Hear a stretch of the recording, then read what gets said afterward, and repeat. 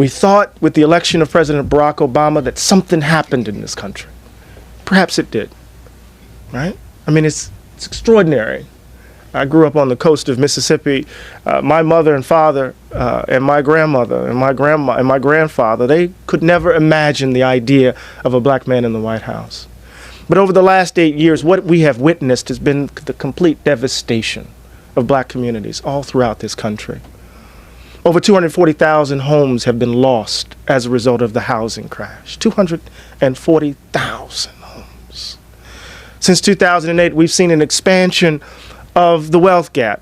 Wealth gap now is 13 times that. White wealth is 13 times that of black wealth. And when we drill down and we look at the differences between wealth earnings among white women and black women, when we look at the state of black children, we see devastation, ruins, cities. What's up, YouTube family? Welcome back to my space. This is Evans Rayola. Guys, on today's video, we want to talk about Democracy in Black. Democracy in Black is a book by Dr. A.D. Glaude, a scholar of African American Studies and a professor at Princeton University. Published in 2016, the book critiques the deep-rooted racial injustices in the United States and examines how black communities continue to be marginalized due to systemic racism in America. Guys, Dr. Glaude is just one of these professors who've worked so hard to empower black folks all over the world, and specifically black folks in America, in the quest to try and eradicate, rather to just try and put an end to racism, discrimination, and all of these forms of prejudices against the black folk. So guys, I wanted to watch this video of Dr. A.D. Glaude discussing about racism and possible solutions to the problem of discrimination against the black folks in America. Once the video is done, we will get back and do a critical analysis about the same. Let's watch this, guys. Over the last 8 years, since 2008, we've held the view that we turned a corner, many of us. We thought with the election of President Barack Obama that something happened in this country. Perhaps it did, right? I mean, it's extraordinary. I grew up on the coast of Mississippi. My mother and father and my grandmother and my grandma and my grandfather, they could never imagine the idea of a black man in the White House. But over the last 8 years, what we have witnessed has been the complete devastation of black communities all throughout this country. Over 240,000 homes have been lost as a result of the housing crash. 240,000 homes. Since 2008, we've seen an expansion of the wealth gap. Wealth gap now is 13 times that. White wealth is 13 times that of black wealth. And when we drill down and we look at the differences between wealth earnings among white women and black women, when we look at the state of black children, we see devastation, ruins, cities, right? Gentrify. Oh, I shouldn't say that in D.C. Right? That's all we need to do is walk through Brooklyn. Oh my goodness. Take a look at Harlem. Take a look at D.C., right? We see changes. What's the urban policy, right? But on top of that, 38% of black children are in poverty. 38% of black children in poverty. Where I'm from, 50% of black children are growing up in poverty. And what's so startling about that data is for the first time since we have been gathering it, there are more poor black children in the United States than there are poor white children. And what makes that startling is that there are 3 times as many white children as there are black children. Right? We talk about unemployment, right? We see the data. Folks say, well, Eddie, you're painting a very bleak picture. What about unemployment? I said, well, what about it? Well, we're at 8-point-something% for black folk. Let's drill down in those numbers. January, of course, the December numbers reflect what? Holiday hiring, folks wrapping presents. Right? But what were December and November numbers? Oh, they were about 9.4. And then when we drill down, we saw 9.8. Now, of course, that's not 16%, it's not 15%, but in some sectors of D.C., we know there's unemployment at 40%. right? But even at that number of 9.4 or 9.8, remember at the height of the Great Recession in 2009? What was the figure generally for the nation? About 9.6%. And we were in crisis. So we talk about going from 16 to 9.6, and we think that's improvement, when in fact it's still crisis. Of course, then we have to deal with this reality. That day in and day out, parents, black folk around the country are experiencing the viral, right, this death. Black men and women, right, being murdered in the streets, not only by violence within their communities, but by violence directed to them, towards them by police. So not just simply Sandra Bland, but Trayvon Martin and Rakia Boyd and Tanisha Anderson, Tamir Rice, 12-year-old baby, within 2 seconds. Non-indictments, non-indictments, non-indictments. Right, so what I begin with is what some people talked about as the Great Recession, I call the Great Black Depression. That with the loss of housing, which has been principally the source of wealth for black communities, with deepening unemployment, long-term unemployment, right, with the collapse, right, in so many ways, right, of the infrastructure of black communities as black institutions are collapsing day in and day out around us. And what I've been trying to wrap my mind around is how in the hell people can talk about recovery. It's the great paradox, yes? We've turned a corner. Where? Folks in my family lost their homes. Some of them have lost their homes, and now they're in a brutal rental market. Make sense? Trying to figure out how are they going to keep a roof over their heads and put food on the table, on top of trying to figure out how they're going to get the kids to school now that they're shutting schools down everywhere. Thinking about Philadelphia and Detroit and Chicago, right? As public schools continue to fail our children, and as particular forces try to push public monies into private hands under the guise of charter schools. So I'm trying to figure this out. And I said, well, what is going on here? And part of what's going on here is what I call the value gap, right? And I captured with a story at the very beginning of the Black Depression chapter. And it's Christine Frazier. Christine had worked hard all her life, bought a home in that sprawling metropolis of Atlanta. You know, you got Atlanta, but then there's all that stuff around it. Her husband dies of diabetes. She loses her job, falls behind in her mortgage.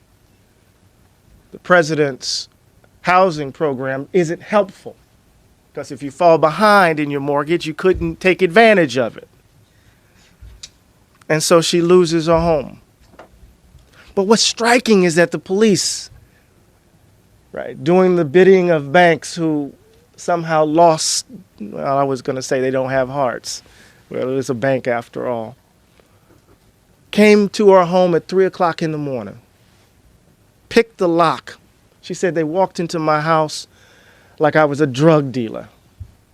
And in that home was her mother, her daughter, and her grandson. And they came in, guns out. Every time I tell the story, I get choked up. And they told them to go outside, and they proceeded to unpack the house of everything in it. Memories just taken out one by one. She had played by the rules, worked hard, got her own home. She wasn't 20 or 30 or 40. She was in her 60s when it happened. And she said this to me. She said, what was most striking was that they didn't come with any place for us to go. But they knew we had a dog. The dog was named Sheba. And they had called the animal shelter. They had a place for her dog but not for her and her family. Well, what is this? This is the value gap. And what is the value gap? The value gap is principally the belief that white people matter more in this country than others. And until we understand that, until we wrap our minds around that, and I say this as someone who, look, I'm a country boy who's made it big. I teach at Princeton. I got an endowed chair. I drive a nice car. Got a nice suit. Right? But I still want to hold the view that the value gap continues to distort and disfigure democracy in this country. With the phrase white supremacy conjures up images of bad men in hooded robes who believe in white power, burning crosses and screaming the word nigger. Right? But that's not quite what I mean by that phrase, right? On a broader level, white supremacy involves the way a society organizes itself and what and whom it chooses to value. Apartheid in South Africa, the Jim Crow South, and Nazi Germany are clear examples of societies organized by white supremacy. And in each case, the belief that white people are valued more than non-white people shaped every aspect of social and political life. It determined where you live, which schools you attended, and what jobs were available to you, and reminded you daily of your status and station in life. And that's what white supremacy is without all the bluster. It is a set of practices informed by the fundamental belief that white people are valued more than others. Now, in no way do we live in a society like Nazi Germany or apartheid South Africa, but we do live in a country where every day black people confront the damning reality that we are less valued. What does it mean for those kids? I went to Ferguson. Y'all all right? I went to Ferguson to interview those kids. And I went to the Canfield Apartments. And if any of you have been in an apartment complex and you've seen the roads that go through them, you know how wide they are. Literally, you could, where you're sitting, the back door of somebody's house was. And that's where Michael Brown's body was, with bullets in his head. So imagine 7-year-olds, 8-year-olds, 6-year-olds walking around that neighborhood with that body there. We talk about that happening in Haiti. That's a community being terrorized. No matter what you think about what Michael Brown did, what does that mean? What does it say? We know the data is very clear. African Americans suffer chronic double-digit unemployment. We lead the nation in rates of heart disease, cancer, HIV, AIDS. Nearly 1 million of the 2.4 million Americans in prison are black. When we think about the differences between white and blacks in high school and college, and graduation rates and mortality rates and access to health care and levels of wealth and salary differences with comparable education and childhood poverty rates, we can see that in this country, white people, particularly those with money, matter more than others. And what's more, it has been this way since the day the country was founded. So I call it the value gap. And it's in our DNA. And every crucial moment, and this is what Democracy in Black is all about, trying to parse this in this current moment. A moment that's defined by the ascendance of the first man to the White House and all of this devastation in our communities. At every crucial moment in our nation's history, when fundamental changes in how we've dealt with race have occurred, the notion of the value gap has reasserted itself and limited the scope of change. Think about it. The powerful ideals of the American Revolution, which challenged the authority of monarchs and insisted on the principles of freedom and equality in the context of democratic institutions, those ideals were reconciled with the institution of racial slavery. At the very moment in which we were articulating freedom, there were slaves in Massachusetts petitioning the legislature in the name of the same principles for freedom. People could talk of freedom and liberty and hold black slaves. Even the first Immigration and Naturalization Act in 1790 allowed only white persons to attain citizenship. And that racial understanding of citizenship persisted until 1954. The brutal war to end slavery and the efforts during Reconstruction to imagine a genuine multiracial democracy were tossed aside. Jim Crow took over the South. White supremacy shaped our foreign policy in places like the Philippines and Cuba, and convict leasing emerged as another form of slavery. Cries for law and order and of reverse racism echoed throughout the nation as black folks marched in the streets, organized in their communities, and forced the government to end Jim Crow and to embrace, at least in principle, the idea of full racial equality. At every moment of advance, there's a reassertion of the value gap. And here we are today. The historic election of Barack Obama occasioned the vitriol of the Tea Party. Urgent efforts to change voting laws in ways that threaten black voters, and the worry that whites are fast becoming a politically incorrect minority. Each of these moments of racial progress represents a profound change in the country. America was and is truly different because these events happen. Right? I'm not trying to say everything is the same. Right? We've advanced, we've made progress. But the extent of the change has always been limited by the underlying belief that some people are valued more than others, and that belief being adjusted and adapted to new conditions. Niggas become Negroes. I'm saying the N-word. It's like, how can I say it? It's like folk trying to redact the N-word from Huckleberry Finn. Does that make any sense? It makes no sense.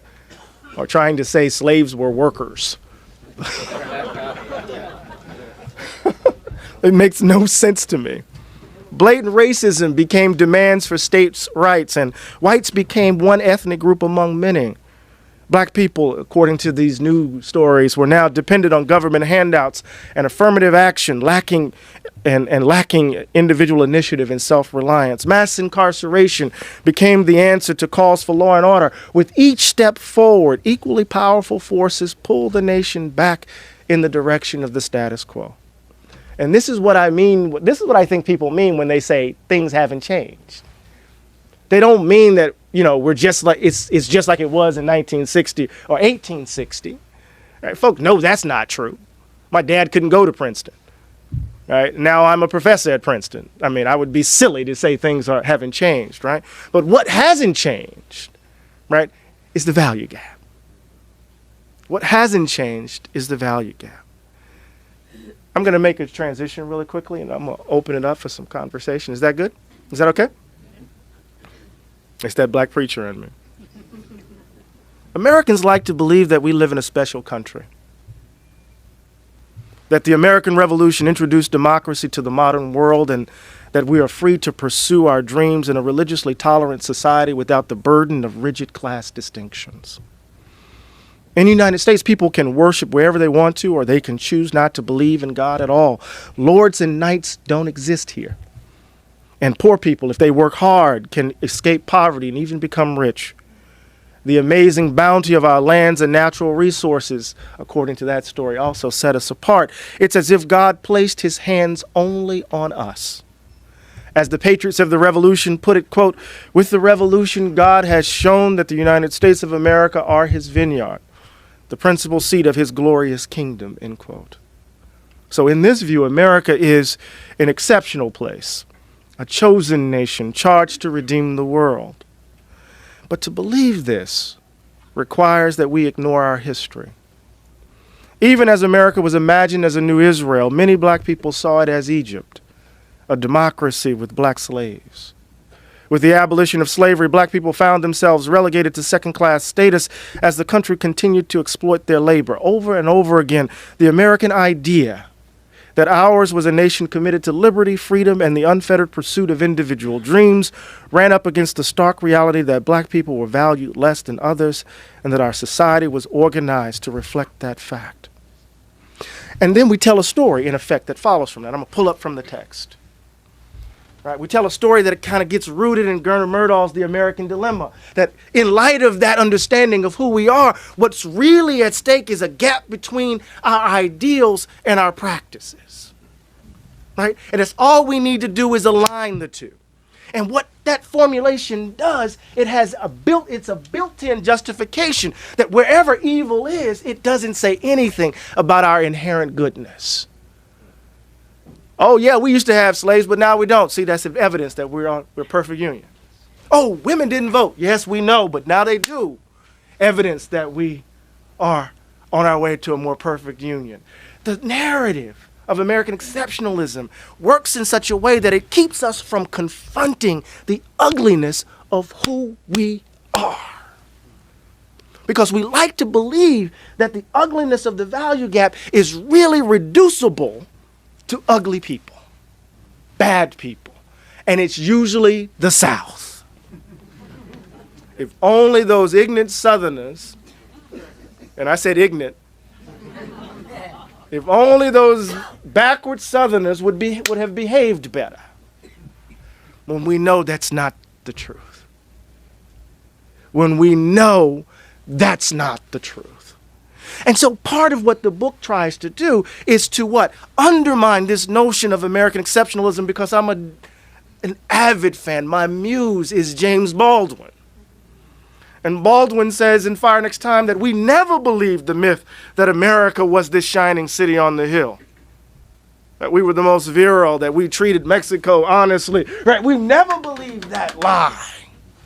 And so there's something about the particularity of our experiences that gives us insight into the fragility of this democratic project that allows us to bear witness to a radical democratic vision coming out of our particular suffering. And we need to do that today. When we think, I got to stay at the mic. I want to do my teacher thing.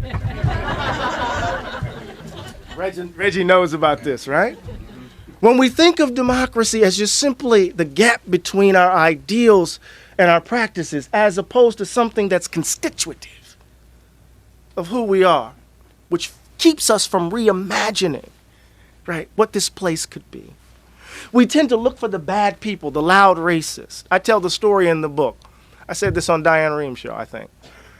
My dad was the second black man hired at the post office in Pascagoula, Mississippi. And Pascagoula is the place where Trent Lott's from. And it's the place where, I love to say this, it's the place where William Faulkner honeymooned. Since Faulkner's one of my favorite authors, right? And so we moved, he knew he had precocious kids, so we moved from one side of town to the other.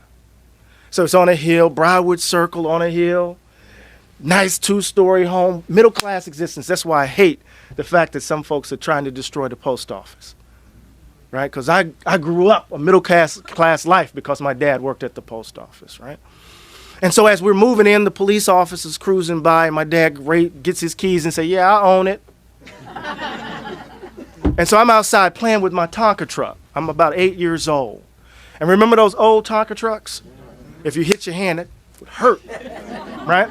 But I'm out there playing with my Tonka truck, putting the dirt in, and all of a sudden I hear, stop playing with that nigger. And it was the first time I'd ever been called that. And in the book I describe, I grab my truck and I look at the kid in his eyes, and he looks at me, and then I run inside.